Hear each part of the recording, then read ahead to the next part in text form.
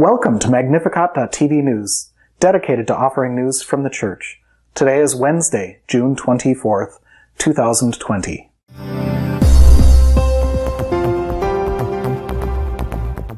Pope Emeritus Benedict XVI has returned to Germany to be at the side of his seriously ill brother. There is no set date for his return to Rome.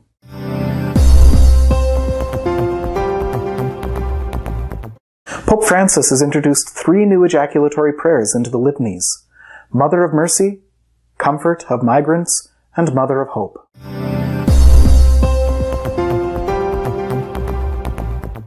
A Venezuelan doctor dedicated to curing the poor and an Italian nun killed during a satanic rite will be beatified.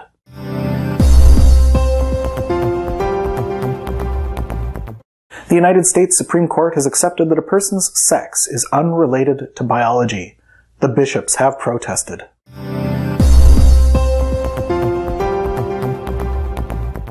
The author of the Harry Potter series has received death threats for advocating that sex is biological and is not a matter of choice.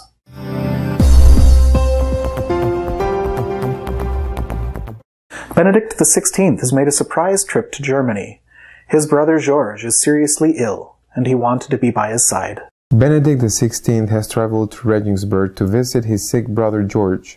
The Pope Emeritus is accompanied by his personal assistant, Monsignor Ganswein, by the Vice Commander of the Vatican Gendarmerie Corps, and by medical personnel. The director of the Vatican Press Office reported that the Pope Emeritus will spend the necessary time in Regensburg, which means there is no set date for him to return to Rome.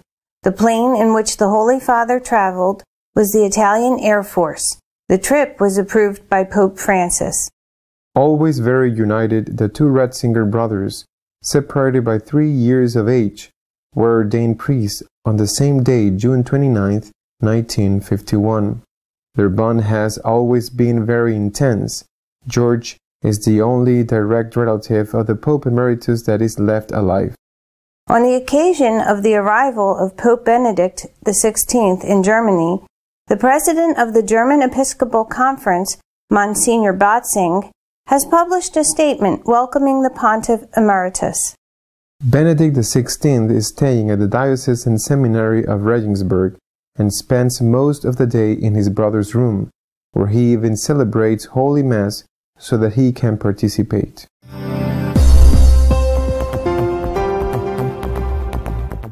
The litanies to the Blessed Virgin will now have 3 new ejaculatory prayers: Comfort of Migrants, Mother of Mercy, and Mother of Hope. The prefect of the Congregation for Divine Worship, Cardinal Robert Sarah, has sent a letter to the president of the Episcopal Conferences in which 3 invocations are added to the litanies of the Blessed Virgin Mary. One of them is Comfort of Migrants. The Holy See announced this decision on World Refugee Day. This invocation will be added immediately after Refuge of Sinners. The other 2 invocations that Pope Francis has decided to add to the litanies are Mother of Mercy and Mother of Hope. The first will be added immediately after Mother of the Church. Mother of Hope will be included immediately after Mother of Divine Grace.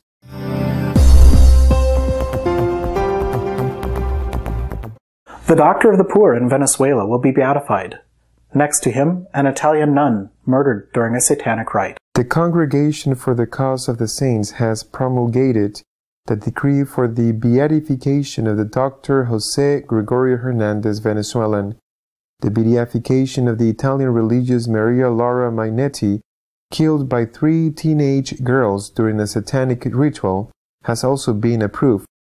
The news of the beatification of Dr. Hernández has caused great joy in Venezuela and even in Latin America because of the devotion inspired by one of the most distinguished laymen in the Church, an example of Christian virtues with an unshakable faith.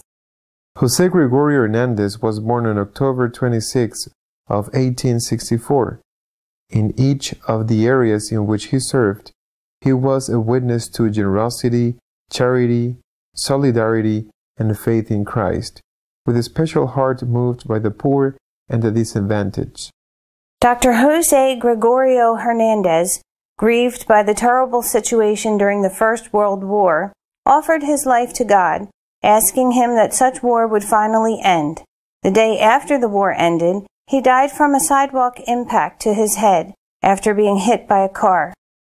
The Italian nun Maria Laura Mainetti, killed by 3 teenage girls in a satanic riot in 2000, will be also beatified.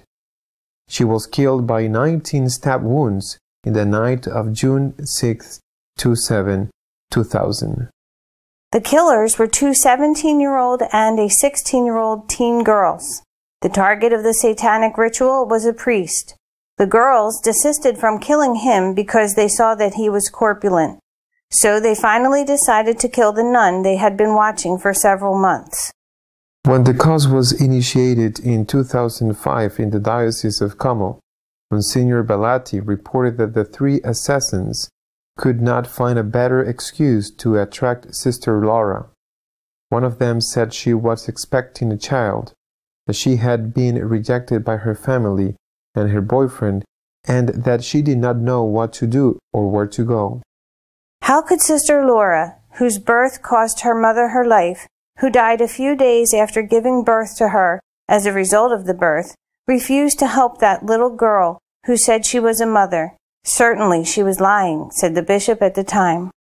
When the interrogations took place, those responsible told that, while she was dying, Sister Maria Laura prayed for them and said, "Lord, forgive them."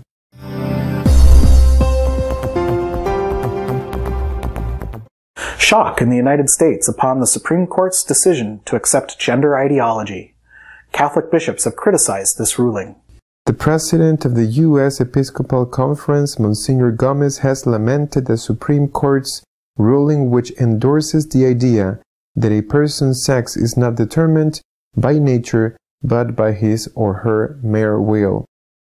The U.S. Episcopal Conference asked the court in November not to extend the protections of Title VII of the Constitution to sexual orientation and gender identity, because to do so would redefine a fundamental element of humanity.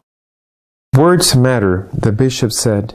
Sex should not be redefined to include sexual inclinations or behaviors, or to promulgate the view that sexual identity is only a social construct, rather than a natural or biological fact.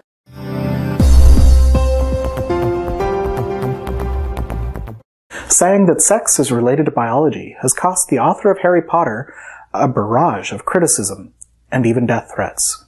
J.K. Rowling, author of the Harry Potter saga, continues to pay the price for opposing the idea that sex is determined by a person's will rather than by biology. The latest is a threat of boycott from workers at the publishing house where she plans to publish her latest book. Rowling shared a link to an article entitled Opinion, Creating a More Equal Post-COVID-19 World for Menstruating People, and said with obvious irony, "I'm sure there used to be a word for those people. Somebody help me. Women? Mujeres? Mujeres?" After receiving a barrage of criticism and even death threats, the writer defended her thesis: if sex is not real, there is no attraction to the same sex. If sex is not real, the reality lived by women all over the world is erased. I know and love trans people, but telling the truth is not hate. Melissa Anelli, editor of The Leaky Cauldron, the world's largest Harry Potter fan site, has urged the public to stop buying the writer's books, as well as the movies based on them.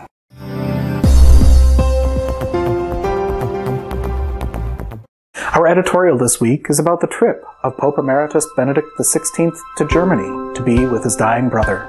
La noticia de esta semana ha sido la inesperada visita del Papa Emérito Benedicto XVI a su tierra natal, a Alemania.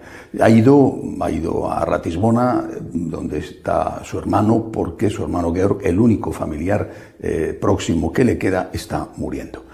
Es decir, ha sido es un acto de caridad. Ha ido con permiso, lógicamente, del Papa Francisco. Ha ido a acompañar a su hermano moribundo y está a su lado celebrando la misa en la habitación del hospital donde se encuentra Georg hasta que eso pueda hacerse, y estará allí hasta que concluya la vida de su hermano. Creo que tenemos que rezar por el Papa emérito y tenemos que rezar, por supuesto, por el hermano. Esta visita extraordinaria, la primera que hace, primer viaje internacional que hace desde que renunció al pontificado, ha desatado algunas hipótesis, algunos rumores. Bueno, yo creo que viendo la foto del Papa a su llegada a Alemania, lo agotado que está, lo impresionante que es esa fotografía, no creo que esté el Papa Benedicto para muchas batallas. No sé si será capaz de organizar la maltrecha oposición al sínodo de los obispos. En cualquier caso, es una semana compleja porque también esta semana se ha sabido que la Asociación de Mujeres Católicas Alemanas, que cuenta con 500.000 de miembros, de participantes, a través de sus dirigentes ha reclamado abiertamente el acceso al sacerdocio y al episcopado. Vamos, que quieren ser papisas. Pero lo bueno de los alemanes, y en este caso se ha cumplido, es que dicen claramente lo que buscan, no se andan con subterfugios, dicen que quieren ser sacerdotisas, y me imagino que papisas, que es lo más, que quieren ser sacerdotisas y obispas para tener el poder, quieren llegar al poder, lo dicen así claramente, el poder. No sé qué conseguirá el Papa Benedicto si es que busca conseguir algo aparte de estar al lado de su hermano que está muriendo. No sé qué conseguirá y de hecho han conseguido muy poco los poquísimos obispos alemanes que alertan y advierten de que el camino sinodal que se han emprendido en Alemania lleva a la protestantización de la Iglesia. Y si todos estos que parecen que están empeñadísimos en destruir lo poco que queda de la verdadera Iglesia Católica en Alemania, si todos estos fueran capaces de dialogar o de escuchar algo, repito, a los obispos alemanes que quieren seguir siendo fieles a la tradición, no les escuchan, uno de ellos ha dejado ya la participación en las asambleas sinodales, si fueran capaces de escuchar algo, yo les aconsejaría que leyeran una novela, que leyeran ese libro que escribió Graham Greene en 1940, después de visitar el estado mexicano de Tabasco, El poder y la gloria. Es un libro conocido, seguramente dicen muchos que es el mejor libro de Graham Greene, y cuenta la historia de un sacerdote alcohólico y seguramente algo más que alcohólico, que sin embargo arriesga su vida y pierde su vida por cumplir su misión sacerdotal, estando al lado, también como el Papa Benedicto, condiciones totalmente distintas, al lado de un moribundo que le había reclamado para confesarse. ¿Cuál era el poder de ese sacerdote? ¿Qué poder tenía cuando estaba delante del pelotón de fusilamiento? Ninguno. Y ahí estaba su gloria, en que él estaba dando su vida por ser un auténtico sacerdote, aunque fuera un pecador, dando su vida por amor al Señor y por amor a esa persona que había reclamado el sacramento de la confesión. No tenía poder y tenía la gloria, porque la gloria la tienen los que aman, los que sirven. La Virgen María les cae muy mal a estos, y sobre todo a estos, les cae muy mal, nunca la mencionan. Yo creo que les da sarpullido cada vez que leen en el Evangelio, debe ser una de esas frases que quieren borrar con ácido para que desaparezca del todo, cada vez que leen en el Evangelio las palabras de la Virgen al ángel Gabriel. Aquí está la sierva, aquí está la esclava del Señor. Eso de esclavo, eso de siervo va completamente en contra de la búsqueda del poder. Y sin embargo, nadie tuvo más poder, nunca ha tenido nadie, ni tendrá más poder que la Virgen María. Que aquella que no encabezó ninguna rebelión contra San Pedro, qué sé yo, una alianza con los zebedeos para quitarle el poder que le habían otorgado Jesucristo, o no fue a su hijo a decirle, quítale a él el poder, dámelo a mí, que yo te quiero más, que entre otras cosas era verdad. Jamás hizo eso la Virgen María. Y sin embargo, repito, nunca tuvo nadie tanto poder como ella, que mandó a su hijo en Caná que hiciera un milagro y su hijo la obedeció inmediatamente. Y nunca tuvo nadie tanta gloria como ella, nunca tiene nadie tanta gloria como ella, precisamente porque aceptó ser la esclava del Señor. El poder y la gloria del sacerdote de la novela de Graham Greene, el poder y la gloria de María, es el poder y la gloria que todos nosotros tenemos que aspirar.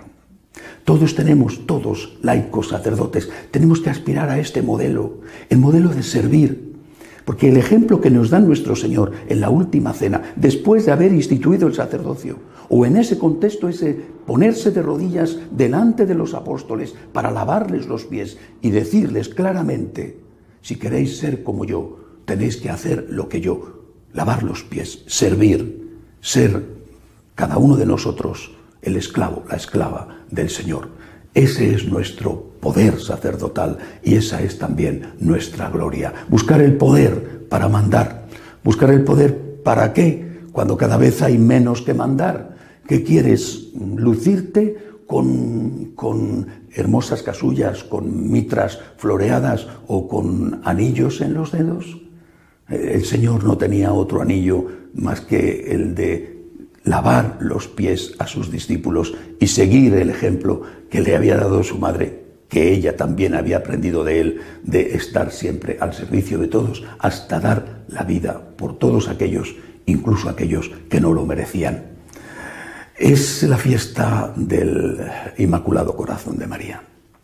Que el Sagrado Corazón de Jesús, el Inmaculado Corazón de María, consigan el milagro de que estos que buscan el poder en la Iglesia se den cuenta de que el servicio es el verdadero poder, que nadie tiene más poder que el que ama y el que da la vida por sus amigos, que los sagrados corazones inflamados de amor nos lleven a todos a ponernos de rodillas delante de los que sufren, porque en ellos está Cristo, y a no buscar otro poder y otra gloria más que amar al Señor como le amó la Virgen, amar al Señor con todo nuestro corazón. Hasta la semana que viene, si Dios quiere.